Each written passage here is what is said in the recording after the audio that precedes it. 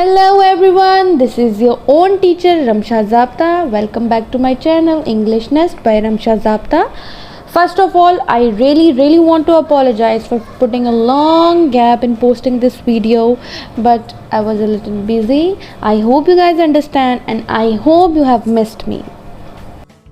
Bache, the topic that we are going to discuss today is vocabulary building skills. If you take a trip down the memory lane, you would remember how English lessons were never complete without reading, comprehension and dictation sessions. And most of these sessions were thoughtfully designed to build a vocabulary and strong vocabulary. Obviously, हमें तब नहीं पता था कि हमसे बार बार reading क्यों करवाई जा रही है, हमें नहीं पता था हमसे डिक्टेशन क्यों कराई जा रही है, लेकिन now we are grown up. अब हमें पता है कि वो हमारी वोकेबलरी इंक्रीज़ करने के लिए करवाई जाती थी, क्योंकि स्ट्रॉन्ग वोकेबलरी बच्चे is an asset, a skill that stage with you all through your life. However, before we go any further, let us first understand what vocabulary means and how we can improve our vocabulary. So let's discuss and define what actually vocabulary is. We can define vocabulary as a set of words used in a specific language. It comprises of all the words that you understand when you read or write something or listen to someone speak. That is, bache, our vocabulary consists of all the words that we understand, we feel or comprehend in the correct context. Hence, the more effort you put into understanding the meaning of a word, the stronger your vocabulary grows.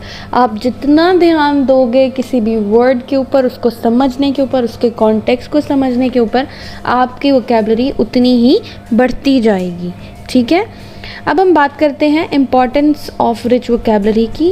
Vocabulary builds over time. बच्चे, this is a very slow and steady process. ये नहीं है कि आप रात को सोएंगे और सुबह जब आप उठेंगे तो आपकी वोकेबलरी इंक्रीज़ हुई होगी. ये एक स्लो प्रोसेस है, आपको इसके ऊपर एफर्ट करनी पड़ती है. It develops with reading and with specific instruction. आपको एक्सटेंसिव रीडिंग करनी पड़ती है. What does extensive reading mean? मतलब other than your course books कुछ पढ़ना, आपने सिर्फ अपनी कोर्स बुक्स पे ध्यान नहीं देना है. आप क्या कर सकते हैं, आप आर्टिकल्स पढ़ें, जर्नल्स पढ़ें, आप अपने मैगज़ीन्स पढ़ सकते हैं, आप कोई भी न्यूज़पेपर आप पढ़ सकते हैं. जब भी आप ये चीज़ें पढ़ेंगे आपको मुश्किल वर्ड्स भी मिलेंगे, फिर आप उनके मीनिंग ढूंढेंगे. A good vocabulary helps you to develop your comprehension skills and master a language. आपकी अंडरस्टैंडिंग स्किल्स को इन्हांस करता है. आपको किसी भी लैंग्वेज को मास्टर करने में ये vocabulary जो है वो हेल्प आउट करती है. When you take off the effort to understand unfamiliar words, you actually try to understand the entire context in which the word is used. उन्होंने कहा जब आप किसी भी अनफेमिलियर वर्ड का मतलब ढूंढने की तलाश में लग जाते हैं तो आप सिर्फ उस वर्ड का मतलब ही नहीं ढूंढ रहे होते, आप एक पूरी बात का मतलब ढूंढ रहे होते हैं. And this entire process helps you to understand what the writer और speaker is trying to say. और फिर आपको पता चलता है कि कहने वाला आपसे क्या कहना चाह रहा है. A good vocabulary helps you to articulate your ideas and thoughts in an effective way. अब होता क्या है बच्चे कि आपके दिमाग में जितने भी आइडियाज़ जनरेट हो रहे होते हैं, जब आपकी vocabulary अच्छी है तो वो डेफिनेटली आइडियाज़ भी एक इफेक्टिव वे में ही जनरेट हो रहे होंगे. With a rich vocabulary you will not sound repetitive and boring. अच्छा, अब अच्छी vocabulary है तो आप बार बार एक ही वर्ड को यूज़ नहीं करते हो. रिपीटेशन जो है वो बड़ी मोनोटोनस हो जाती है, बहुत बुरी लगती है एट टाइम्स. तो हम अच्छी vocabulary के साथ, अगर हमें सिनोनिम्स पता है, सिनोनिम्स में आपको फर्दर अभी आगे बताऊँगी क्या होते हैं, तो हम डिफरेंट जगह पे डिफरेंट कॉन्टेक्स्ट में डिफरेंट सिनोनिम्स ऐड कर सकते हैं. इससे क्या होता है, हम रिपीटेशन से दूर हो जाते हैं. You will be able to choose the appropriate words and express your ideas with maximum impact. अगर आपने अपनी राइटिंग का या अपनी स्पोकन का मैक्सिमम इम्पैक्ट देना है सामने वाले पे, तो बच्चे आप क्या करें, आप अप्रोप्रिएट वर्ड्स यूज़ कर सकते हैं अगर आपकी वोकेबलरी का ट्रेयर बहुत ज़्यादा है. Now I will tell you बच्चे how to build a vocabulary. ठीक है, कैसे वोकेबलरी को इन्हांस करना है. एक्सपेंडिंग वोकेबलरी आपको पता होना चाहिए क्या है, सिनोनिम्स एंटोनिम्स क्या हैं, ईडियम्स क्या हैं, वोकेबलरी कार्ड्स क्या होते हैं, प्रीफिक्सेस एंड सफिक्सेस क्या हैं और लर्निंग इन कॉन्टेक्स्ट क्या है. तो अभी हम ये डिस्कस करेंगे. Let's just first discuss what is expanding vocabulary. Expanding vocabulary means doing brainstorming by taking a single word and add on different related words. It helps you to expand vocabulary to year. अब बच्चे क्या होता है कि हमें एक brainstorming, सबसे पहले तो आपको पता होना चाहिए कि brainstorming क्या होती है. बच्चे brainstorming is अपने दिमाग के घोड़े दौड़ाना, अपने दिमाग के हर कोने से एक वर्ड को लेके उससे रिलेटेड इन्फॉर्मेशन निकाल के लाना, क्योंकि हमारे पास बैकग्राउंड नॉलेज होता है, हमारे अनकॉन्शियस माइंड में पड़ा होता है. We just have to dig that out, हमने उसको बाहर निकालना होता है. तो हम क्या करते हैं, एक पेज के ऊपर बिल्कुल सेंटर में वो वर्ड लिखते हैं, उसके बाद हम एरोज़ लगा के जो जो उस वर्ड से रिलेटेड हमारे माइंड में आता है हम लिखते जाते हैं. ठीक है, जैसे अभी मैंने सेंटर में एक वर्ड लिखा है वॉर, और ऊपर मैंने आपको हिंट दिया है डिस्ट्रक्शन. ठीक हो गया. अब मैं आपको बताऊंगी कि जब मैं ब्रेनस्टॉर्मिंग करूंगी तो मेरे माइंड में क्या क्या आएगा. हो सकता है आपके माइंड में कुछ और आए, वो आपका अपना एक्सपेंडिंग वोकैबुलरी है, लेकिन मेरे माइंड में जो भी आएगा वो मेरी मेमोरी को इंक्रीज़ करेगा, वो मेरी वोकैबुलरी को भी इंक्रीज़ करेगा. जैसे कि वॉर से मेरे माइंड में फॉरेन किलिंग्स आती हैं. ठीक है, जो कि आजकल के सिनेरियोज़ में हम देख भी रहे हैं. उसके बाद लॉस, डेफिनेटली काफ़ी ज़्यादा लॉस होता है, माली भी हो सकता है, जानी भी हो सकता है. Then will talk about damage, definitely तबाही बहुत ज़्यादा होती है. फिर atomic war, definitely atom bomb मेरे माइंड में आएंगे. उसके बाद विन होगा या डिफीट होगा. तो अब आप देखो कि एक वर्ड से रिलेटेड मैंने एट लीस्ट यहाँ पे 6 वर्ड्स और ऐड किए हैं. इट मीन्स मैंने अपनी वोकैबुलरी इंक्रीज़ की है. ठीक हो गया बच्चे. अब हम बात करेंगे लर्निंग इन कॉन्टेक्स्ट पे, यानी कॉन्टेक्स्ट के थ्रू आप किसी भी वर्ड का मतलब कैसे निकाल सकते हैं. कॉन्टेक्स्ट क्या होता है, एक सेंटेंस में दी गई सिचुएशन, उस सिचुएशन में एक मुश्किल वर्ड आ जाता है, तो आपने उस वर्ड का मतलब, अगर आपके पास डिक्शनरी अवेलेबल नहीं है तो कैसे निकालना है. ठीक है, आपने बहुत दफ़ा देखा होगा बचपन में या अब भी, जब भी आप किसी से क्वेश्चन करते हैं कि जिस वर्ड का मतलब क्या है, तो आपके बाबा हैं, भाई हैं, टीचर हैं, अम्मी हैं, बहन हैं, वो आपसे लाजमी ये कहेंगे कि हमें सेंटेंस पढ़ के दिखाओ. जब आप उनको सेंटेंस पढ़ के सुनाते हो तो वो ऑटोमेटिकली आपको उस वर्ड का मतलब बता देते हैं. कैसे बता देते हैं? Are they magicians? No. Are they scholars? No. वो क्या होता है बच्चे कि पूरा कॉन्टेक्स्ट, पूरी सिचुएशन समझने के बाद आप ऑटोमेटिकली समझ जाते हो कि इस वर्ड का मतलब ये हो सकता है, क्योंकि जब पूरे सेंटेंस में बात जिस चीज़ के बारे में की जा रही है तो ये स्पेसिफिक वर्ड भी उसी से रिलेटेड होगा. जैसे कि मैंने अभी आपको आगे एक एग्जांपल दी है. To cheer up the hallway, Rachel embellished her children's bedroom doors. She painted colorful circus pictures on her son's door and pasted seashells on her daughter's. अब आप देखें, एम्बेलिश्ड को मैंने क्या किया हुआ है, इटैलिक में किया हुआ है. अब एम्बेलिश्ड का मतलब क्या बनता है, डेफिनेटली हम जो भी बात कर रहे हैं आपको उसका सारा कॉन्टेक्स्ट समझ आ गया है. क्या एम्बेलिश्ड का मतलब यहाँ रिप्लेस्ड होगा, डेकोरेटेड होगा, इरेज्ड होगा या रिकग्नाइज्ड होगा? डेफिनेटली डेकोरेटेड होगा, क्योंकि वो डेकोरेशन कर रही है अपने बच्चों के कमरे की. ठीक हो गया. तो अब आपको समझ आ गया कि कॉन्टेक्स्ट में इसका मतलब क्या बन रहा है. हालांकि आपको एम्बेलिश का मतलब नहीं पता था, ना ये वर्ड आपने पहले कभी सुना था. Now I will tell you that बच्चे what are synonyms and antonyms and how can they improve your vocabulary.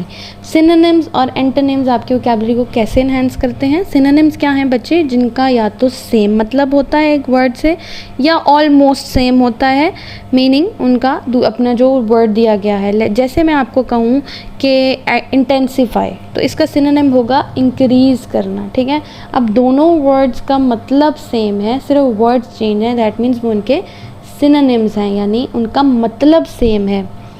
Words different हैं, मतलब सेम है. एंटोनिम्स क्या है? एंटोनिम्स बेटा words that have the opposite meaning of another word, जो दूसरे word से ऑपोजिट मतलब दे रहे होते हैं. जैसे अभी मैंने इंटेंसीफाई का इंक्रीज़ बताया था सिनोनिम, तो इसका एंटोनिम क्या होगा? डिक्रीज़. इसी तरह आप देखो कि ग्रैस्प क्या है? ग्रैस्प का मतलब होता है पकड़ना, होल्ड करना, और एंटोनिम क्या होगा? रिलीज़, छोड़ देना.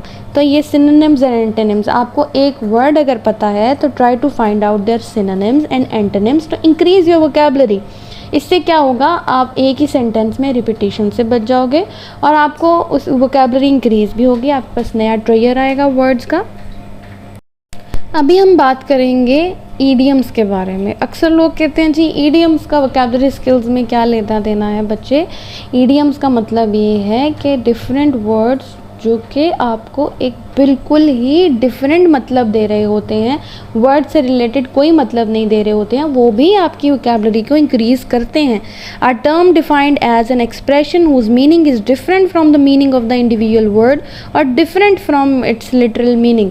या तो उसका लिटरल मीनिंग डिफरेंट होता है बच्चे, या वो जो इंडिविजुअल वर्ड्स आपको दिए गए हैं उनसे टोटली डिफरेंट मीनिंग दे रहे होते हैं। और ईडियम्स हर सिचुएशन के हिसाब से बेटा डिफरेंट होते हैं। जैसे यहाँ पे मैंने हैप्पीनेस के कुछ ईडियम्स लिखे हैं। ऑन अ क्लाउड 9, 7वें आसमान पर या 9वें आसमान पर होना, very happy and very excited. अब इसका वाकई मतलब ये तो नहीं है कि आप 9वें आसमान पे या 7वें आसमान पे चले गए हो, इसका मतलब यह है कि आप बहुत खुश हो। Have a whale of a time, to enjoy yourself very much, बहुत खुश होना।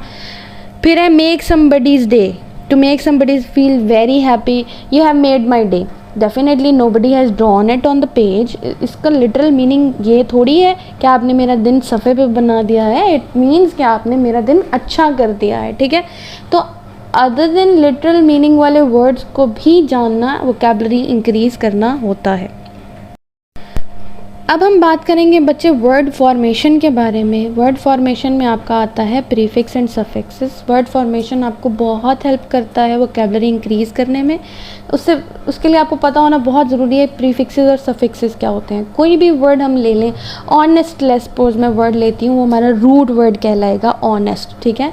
अगर मैं उसको उसके आगे प्रीफिक्स लगा दूँ, उससे पहले यानी रूट वर्ड से पहले मैं कुछ वर्ड्स ऐड कर दूँ तो वो हमारे प्रीफिक्सेस कहलाएंगे। जैसे मैं डिस लगा दूँ, डिसऑनेस्ट।